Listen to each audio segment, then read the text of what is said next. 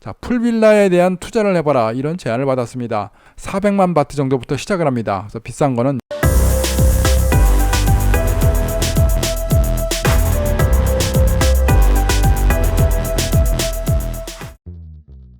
여러분 안녕하세요, 따입니다. 저는 태국에 살면서 굉장히 좀 부정적인 생각들을 많이 갖고 있었던 것 같습니다.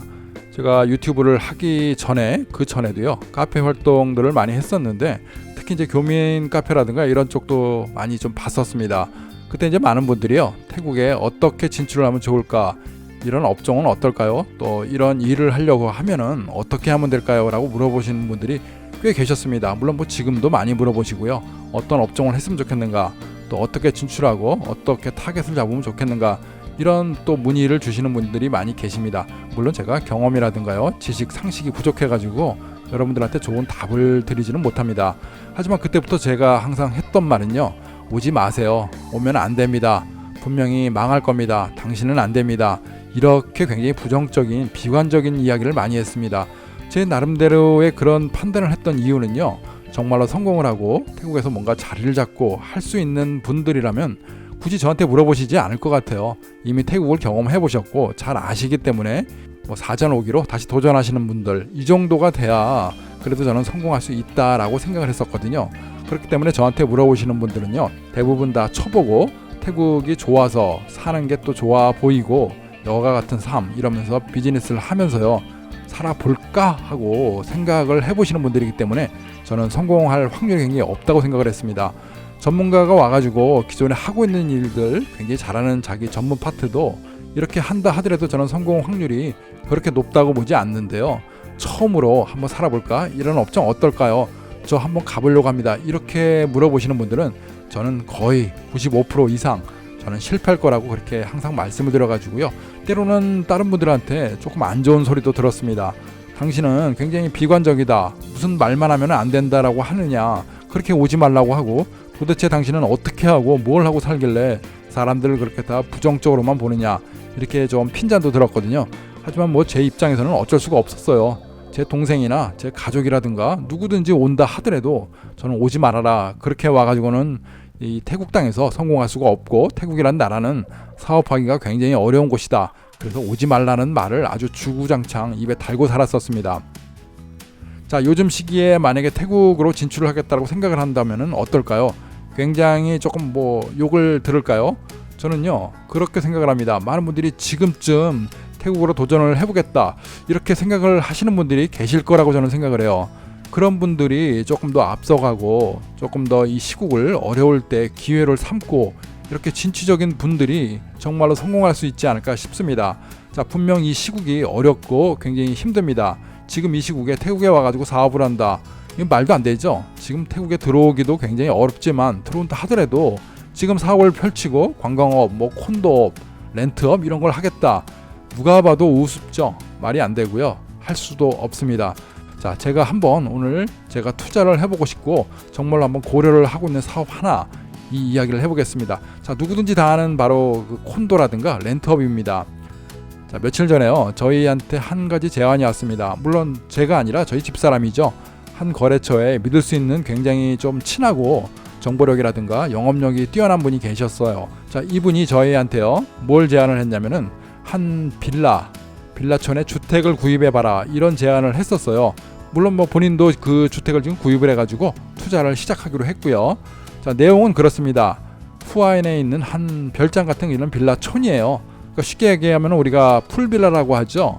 어디 여행 갔을 때 한 집 한 채에 방이 여러 개가 있고 공동 식당도 있고 앞에 정원이라든가 또 수영장이 딸려가지고 완전히 별도 독채를 가지고 한 가족 단위로 쉴 수 있는 것, 또는 뭐 여행객 몇 팀들이 와가지고요 방을 각자 나눠 쓰면서 같이 파티도 즐기고 수영장 안에서 또 술 한잔 하고, 생각만 해도 멋진 이런 곳들, 이런 것을 이제 저희들은 풀빌라 이렇게 이야기를 하지 않습니까?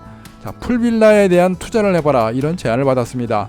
그 내용을 보면요, 후아인에 짓고 있는 빌라인데요, 가격은 400만 바트 정도부터 시작을 합니다. 그래서 비싼 거는 뭐 600만 바트, 700만 바트 이 정도까지 가고요.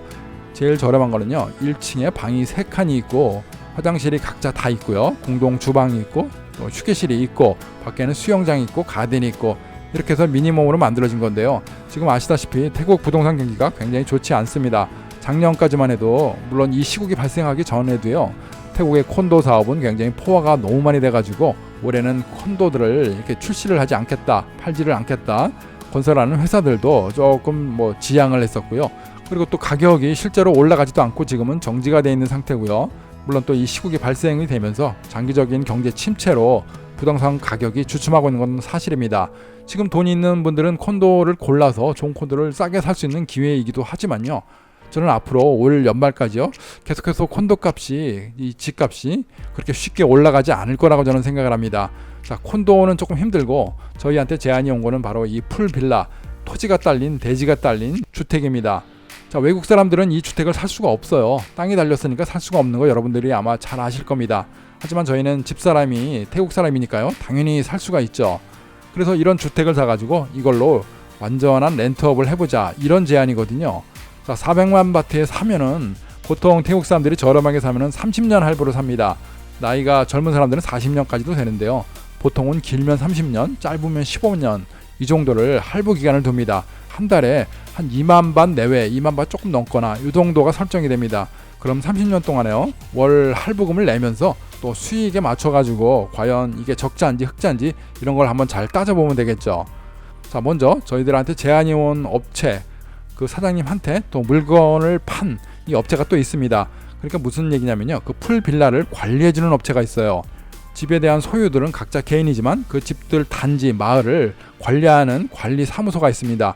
이 사람들은요. 주인들이 와가지고 실제로 거주하는 게 아니고 순수하게 렌트를 주는 이런 숙박업이기 때문에 이 사람들이 전부 다 사이트를 운영하고요. 뭐 아고다부터 해가지고 여러 가지 숙박 사이트를 직접 관리를 합니다. 그곳에 물건을 올려주고요. 또 손님들을 받고 또 가고 난 다음에는 청소라든가 준비하고 뭐 이런 것들을요. 그분들이 다 대행을 다 해줘요. 그러면서 한 건당 수수료를 받아가겠죠. 아까 말한 400만 바트짜리 이 빌라, 풀빌라의 하루 렌트 가격은요. 3,900바트 정도가 한답니다. 그러니까 한 번 들어오고 하룻밤을 자는데 풀빌라 3,900바트가 이제 기본형이 되는 거죠. 그러면은 제가 모르긴 몰라도 한 900바트 정도는 관리 비용으로 나갈 것 같아요. 청소를 해주고 또 온라인에다가 광고를 내주고 계약을 받고 또 사람들이 오고 나면은 관리를 해줘야 되기 때문에 키를 넘겨주고 누군가는 관리를 해주는 이런 비용 900바트 정도가 들 것 같습니다. 자, 그러면은 3,000바트가 수익이 되겠죠. 그러면은 한 달에 공실률이 얼마나 될까요? 저는 솔직히 이 숙박업에 대해서 전혀 아는 게 없어요. 해보지를 않았거든요. 근데 이제 제가 여행 다니고 실제로 이제 들어보고 이런 경험에 의하면은 그래도 제 생각에는 한 달에 10일 정도는 들어오지 않을까 이런 기대라면 기대인데요. 한 달에 열흘 정도, 그러니까 이제 3,900바트짜리 10개면은 39,000바트 되겠죠. 그러면 관리비 빼고 한 달에 3만 바트 정도가 수익이 된다. 그냥 단순하게 생각하면 이런 계산이 나옵니다.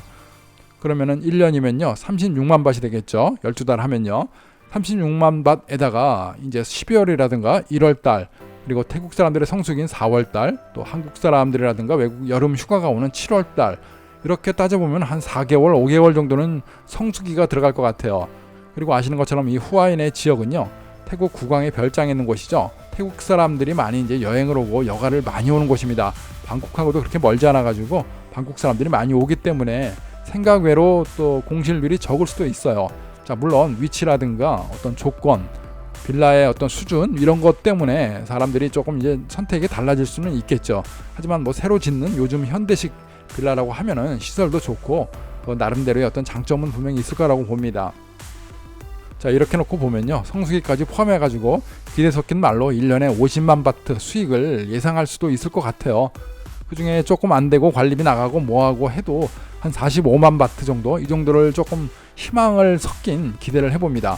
자, 1년에 45만 바트면요 10년이면 450만 바트가 돼요.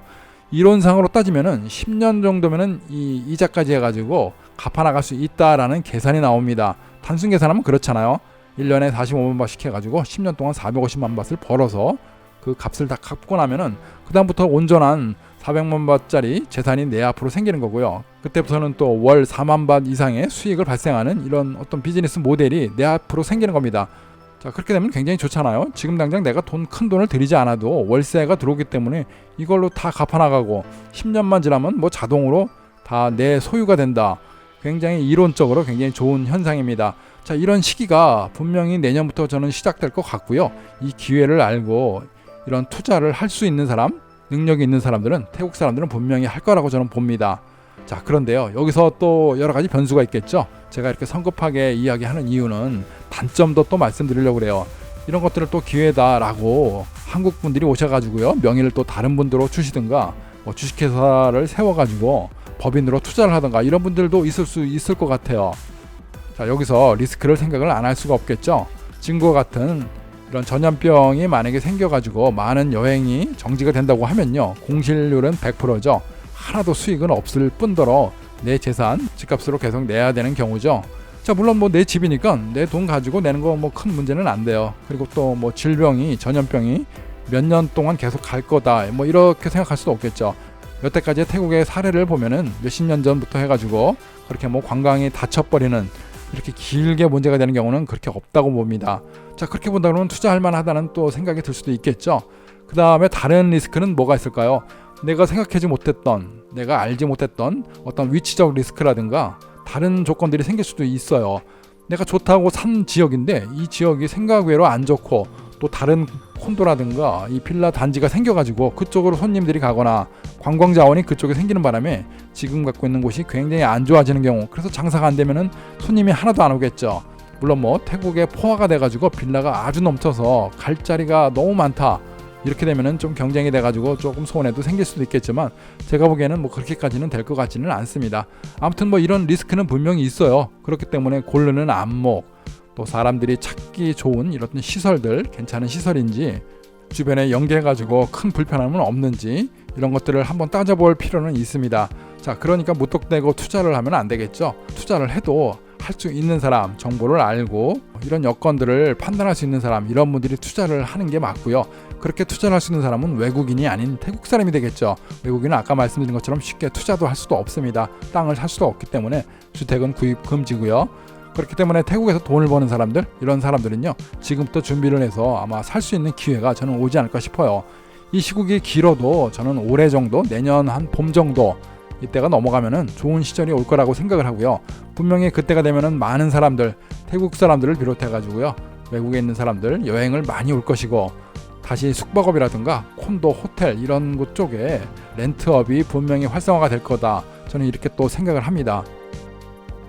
자, 그렇다고 뭐 제가 지금 여러분들한테 투자를 해봐라, 저한테 투자를 한번 해보세요, 이렇게 절대 권유를 해드리는 게 아니고요. 혹시라도 저한테 투자할 거 이렇게 물어보시면요, 저는 절대 거절입니다. 다만 저한테는 집사람하고요, 태국 사람이니까 이런 정보들을 잘 분석을 하고 파악을 해가지고 투자를 할 수 있는 시기가 오고 있다. 지금같이 부동산이 저렴하고 건설을 하는 분양사들이요, 지금 굉장히 팔기 위해서 노력들을 많이 하고요, 프로모션이라든가 행사를 많이 합니다. 저렴하게 살 수 있을 때 하나 사놓고 나중에 기회가 돼가지고요, 좋은 정말 어떤 수익을 올릴 수 있는, 대박이 날 수도 있는 거예요. 그런 거는 아무도 모르잖아요. 사람이 운이 맞아가지고 이렇게 내가 샀던 이런 집들이 주택 가격이 오르고 또 장사가 잘 돼가지고 생각외로 빨리 갚아나갈 수도 있고, 이럴 수도 있는 거지 않습니까? 그렇기 때문에 이제 부자가 되고 운이 있는 사람들은 항상 노력하고 뭔가를 좀 아는 사람들, 이런 사람들이 훨씬 더 유리하지 않나, 더 근접하지 않을까, 이런 생각을 해봅니다. 자, 여러분들 태국에 투자를 하실 분들, 제가 보기에는 저는 좀 부담을 갖고요, 비관적인 말씀을 드릴 수밖에 없어요. 아무리 태국 경기가 좋아도 일반 개인이 와가지고 태국에다가 투자를 할 수 있는 거 사실 없다고 이렇게 단정을 져서 아주 강력하게 말씀을 드리고 싶어요.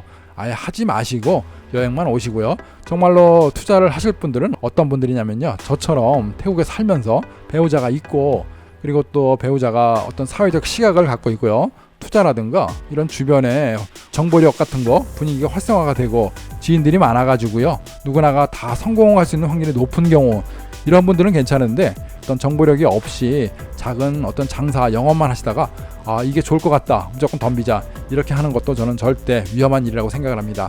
자, 아무튼 좋은 시절이 오면은 많은 분들이 준비를 잘 하셔가지고요, 특히 우리 한국 국민분들 지금까지 어려운 시국들 잘 이겨내셨고요, 여행 관련하고 또 경제, 일반 사업을 하시는 분들도 전부 다 좋은 성과로 성공을 하시기를 제가 바라겠습니다.